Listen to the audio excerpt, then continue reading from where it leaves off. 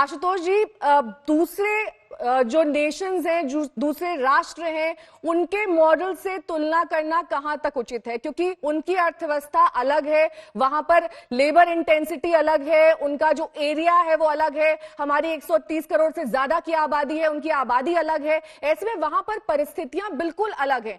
ऐसे में उन राष्ट्रों से हम क्या ले सकते हैं, क्या नहीं, ये एक बड़ी चुनौती है। और ऐसे में यहां पर प्रधानमंत्री के कंधे पर यह दायित्व है कि जो अच्छी बातें हैं, जो यहां पर आप इंप्लीमेंट कर सकते हैं हिंदुस्तान में, वो आप अच्छी बातें लें। सभी देशों से तुलना इस वक्त शायद सही नहीं होगी। कई जगह ऐसी हैं जहां पर पूरी तरीके से लॉकडाउन खोल दिया गया है, वहां पर सोशल डिस्टेंसिंग का पालन नहीं किया जा रहा, और यह भी कहा जा रहा है कि आने वाले वक्त में हमें इस वायरस के साथ रहना होगा, इसलिए हमेशा लॉकडाउन की स्थिति नहीं रह सकती।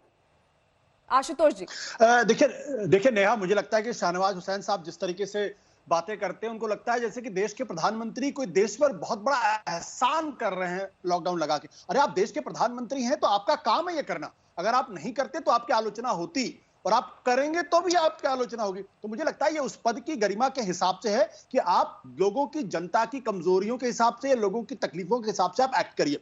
दूसरी बात, मैं प्रधानमंत्री जी की नीयत पे शक नहीं करता हूं, लेकिन उनकी नीति पे शक करता हूं। और मैं आपको इसके लिए उदाहरण देना चाहता हूं।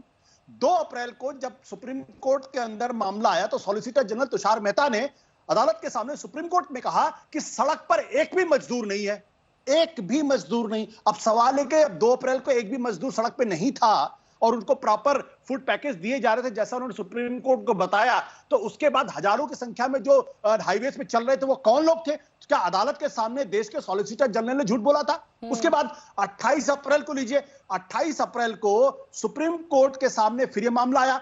सुप्रीम कोर्ट के सामने तुषार मेहता जी फिर कहते हैं कि किसी भी तरीके के इंटर स्टेट मूवमेंट का हमारे पास कोई प्लान नहीं है और इस पर strict no no no no है। सुप्रीम कोर्ट ने फिर उनसे सवाल पूछा कि भाई माइग्रेशन को लेकर आपके पास क्या योजना है? तो उन्होंने कहा कि हम अन्य राज्यों के मुख्यमंत्रियों से पूछ के इसके बारे में आपको बताएंगे। इसका मतलब यह कि 28 अप्रैल तक देश के प्रधानमंत्री, देश की सरकार के पास माइग्रेशन को लेकर किसी तरीके की कोई योजना नहीं थी। और अब शाहनवाज हुसैन साहब, बीजेपी के लोग तमाम आंखें बड़ी बड़ी बातें करते हैं। तीसरी बात, जब आप कह रहे थे इंटर स्टेट मूवमेंट 28 अप्रैल को नहीं था, तो 3 मई को अचानक आपने ट्रेनें कहां से शुरू कर दी? कैसे, किस लिए शुरू हुई? और फिर अभी तमिलनाडु के मुख्यमंत्री कहते हैं कि मुझको तो मीडिया से यह पता चला है कि आपने चेन्नई से दिल्ली के बीच में रेल यात्रा शुरू कर दी है, कृपया करके 31 मई तक मत करिए।